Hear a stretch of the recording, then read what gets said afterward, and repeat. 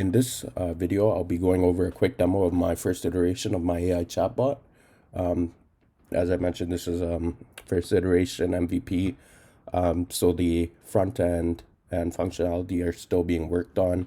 Front end user experience is still pretty bare bones. But the goal of this app is for it to be a multi-tenant SaaS platform that lets companies create AI chatbots trained on their internal Jira and Confluence data as well as GitHub data.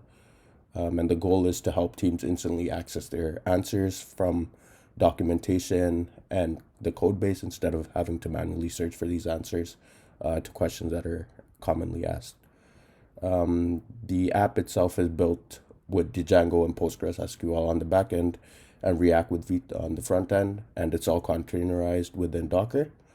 And I'm using AWS EC2 for deployment with Caddy reverse proxy and PG Vector for semantic search using OpenAI embeddings.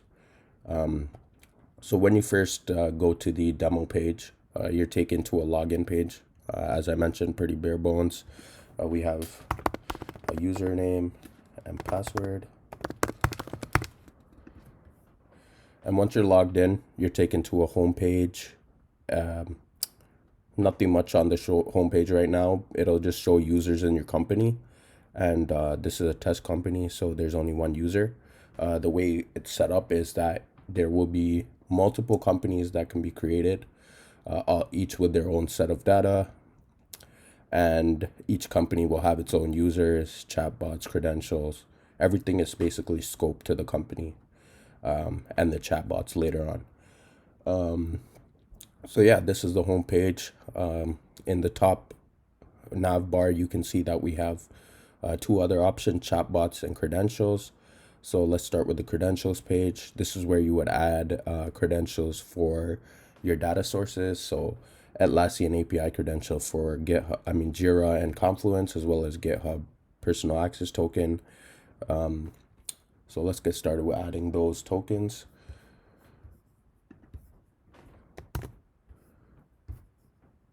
So for for Atlassian, the API email will be the email that is used to create the API key, or is associated with the with the administrator that was used to create the API key. And then we can go ahead and save the credential. We also have the option to edit or delete. When you edit, the existing credential doesn't actually get filled out just for security reasons. And the credentials are also encrypted on the backend. So we'll also do the same thing with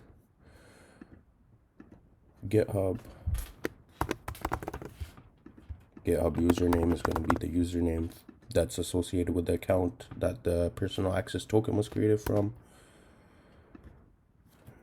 And now that we have the credentials added, you can see them in their corresponding lists. Now we can move on to the chatbots page. So I already have an existing chatbot, but we can edit it or we can delete it for now for testing. And so there is a little bug right there where if you're editing the chatbot and then delete it, the form doesn't actually get reset. That will be worked on, but let's go ahead and create the chatbot.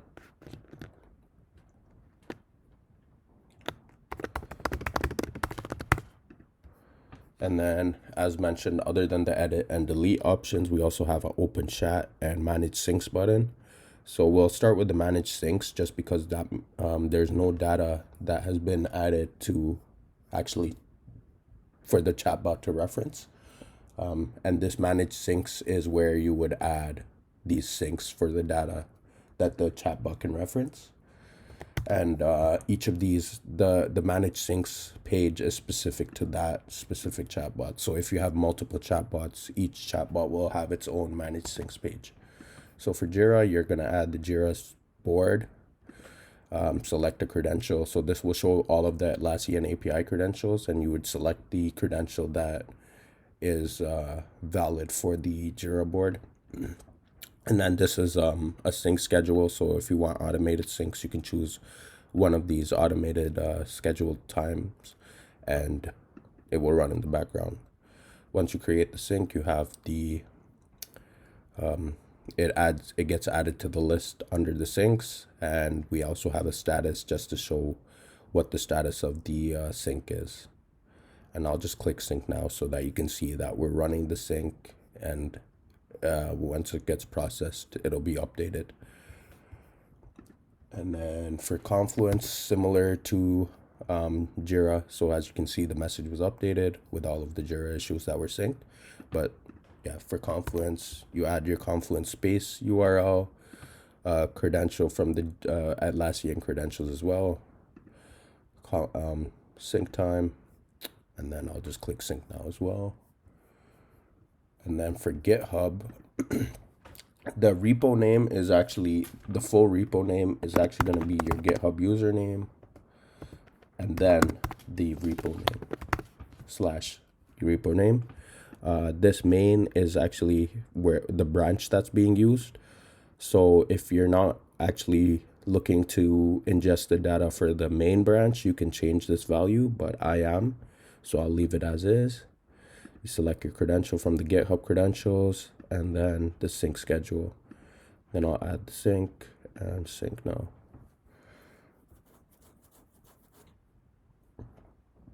All right.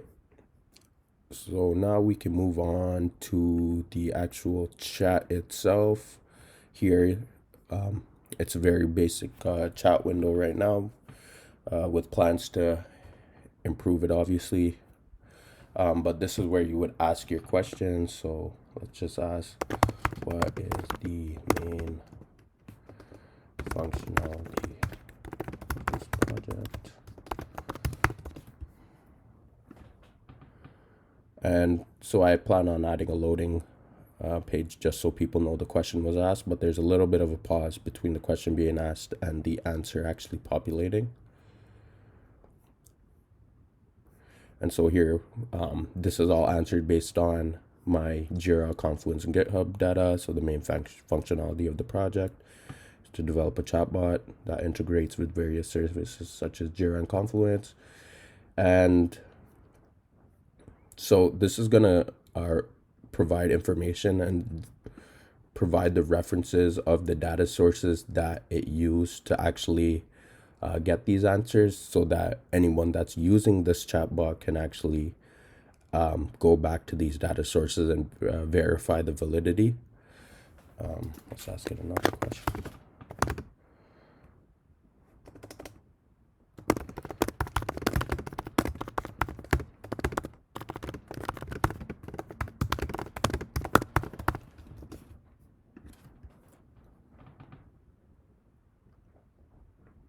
So yeah, this is the gist of the chatbot.